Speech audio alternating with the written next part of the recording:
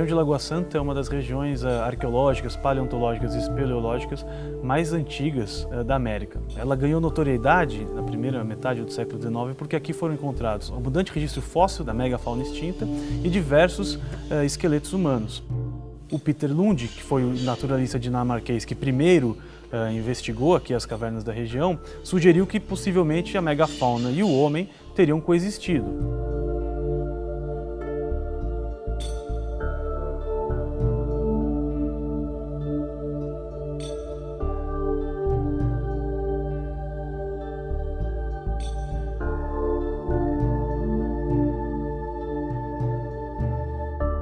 A Lapa do Santo acabou revelando não apenas um depósito arqueológico extremamente rico, mas com uma série de, vamos dizer, surpresas que a gente não esperava encontrar. Os estudos da região de Lagoa Santa sempre teve uma visão desses grupos como basicamente caçadores-coletores, extremamente móveis, que não deixa de ser correta. Mas os estudos, não só do nosso projeto, mas de diversos outros colaboradores, têm qualificado isso, e geralmente qualificado no sentido de mostrar que a situação não é tão simples, que a realidade é um pouquinho mais interessante.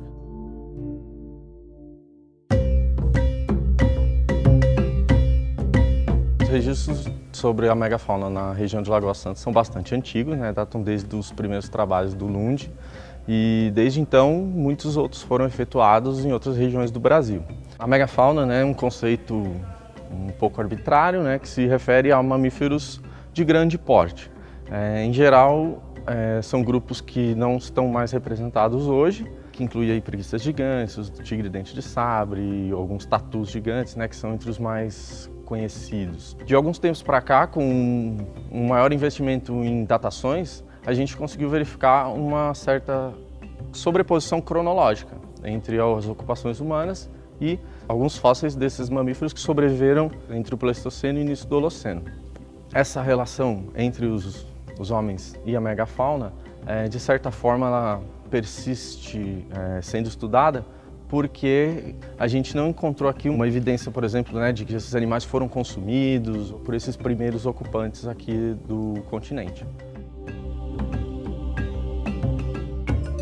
A minha pesquisa é em microvestígios botânicos dos amidos retidos nos artefatos líticos aqui da Lapa do Santo. Esse tipo de pesquisa é ainda recente no Brasil, então estou interessada em estudar a função dos artefatos aqui da Lapa do Santo.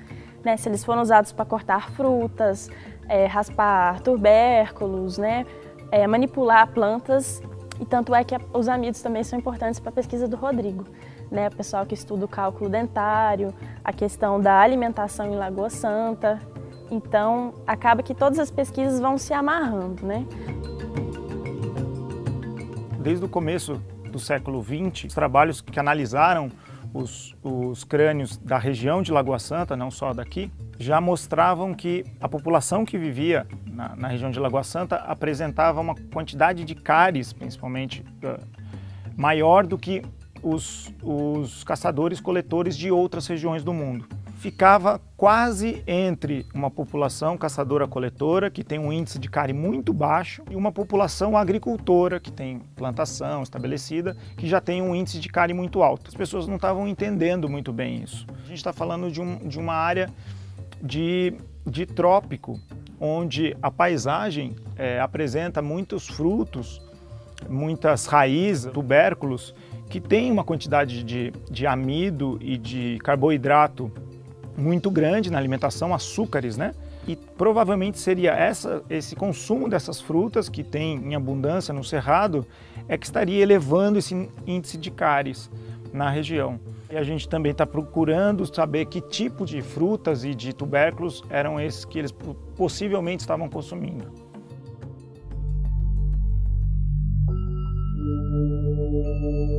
A gente aqui na Lapa do Santo já fazemos coleta desde 2012 para análise de paleoparasito. Nós caçamos isso através da coleta de sedimento, onde esses ovos de parasitas que estariam eventualmente presentes no intestino vão se depositar, quando se desfizer o corpo, vão se depositar ao fundo se misturando com sedimento. Então a gente coleta sedimento da cavidade pélvica, né, para fazer a microscopia e depois também faz o exame genético de ADNA, né, DNA antigo. A gente tem ajustado o protocolo para que a gente pelo menos controle esta variável que é a coleta, né? Então usamos todo o equipamento, o EPI, né, descartável, esterilizado. Então isso pode trazer indícios a gente quanto à questão de rotas migratórias, relações entre grupos, né, transmissão, né, desses parasitos. Pode trazer uma série de elementos que vão se somar a outros elementos que a gente já tem em material arqueológico.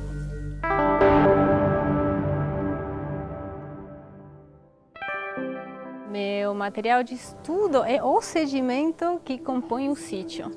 Que atividade humana está vinculada com isso, ou que evento natural está vinculado com isso, porque a gente tem um pacote de até 4 metros de sedimento que contém todos esses sepultamentos. Então, a minha meta é entender como é que aquilo se formou. A maneira que eu estudo o sedimento é a partir de uma técnica que se chama micromorfologia de solos. Na observação microscópica eu consigo ver não somente os componentes do sedimento, que elementos que estão lá, mas também consigo entender a história desse sedimento, que processos que passaram por lá, seja de depositação dele e de alteração do sedimento também. O que mais destacou foi uma concentração enorme de cristais de cinza.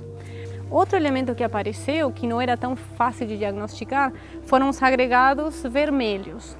Foi aí que surgiu essa hipótese, que meio que ao acaso, por observação do que estava acontecendo ao redor da gente durante a escavação, de que esse solo provavelmente está chegando de cima do abrigo, está sendo erodido. Você vai ver que o solo está muito desagregado, solto e seco.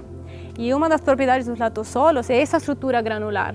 Em termos de pirotecnologia, de como o comportamento que eles tinham ao redor do fogo, o que a petrologia orgânica conseguiu determinar é que havia um uso extensivo de matéria orgânica, na verdade de madeira decomposta, já em decomposição, ou seja, não era um momento de madeira seca, boa para queima, senão eles estavam coletando o que tinha à disposição, já madeira decomposta.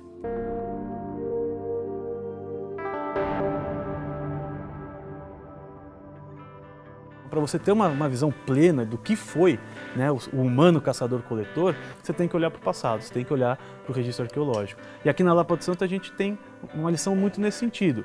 Se imaginava que as práticas funerárias eram muito simples, homogêneas.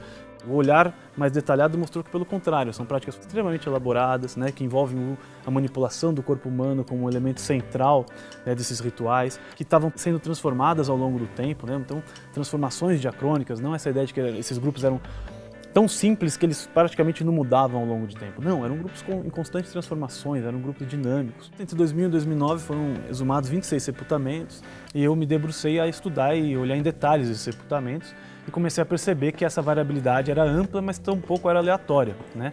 Ela era muito bem estruturada em diferentes tipos de padrões funerários, né, que a gente definiu, os padrões, e que mais do que isso, esses padrões eles iam se transformando ao longo do tempo. O padrão 1, que é o mais antigo, são sepultamentos que a gente chama de primários, ou seja, corpos plenamente articulados de um único indivíduo que era enterrado numa cova rasa e recobertos por blocos de calcário. Depois, esse padrão é abandonado e vem o padrão 2, que é esse padrão que tem uma forte ênfase na manipulação do corpo. É a redução do corpo através do corte, amputação de partes, exposição ao fogo.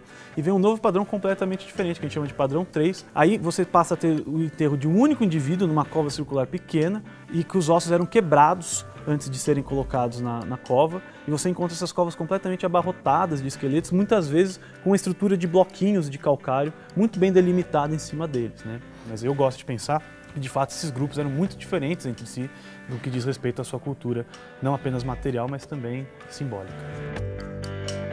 Muitas vezes, um sepultamento um do lado do outro, você já encontra essas diferenças. Esse sepultamento de uma criança, como você pode ver, é um indivíduo bem pequeno e que foi simplesmente depositado numa cova.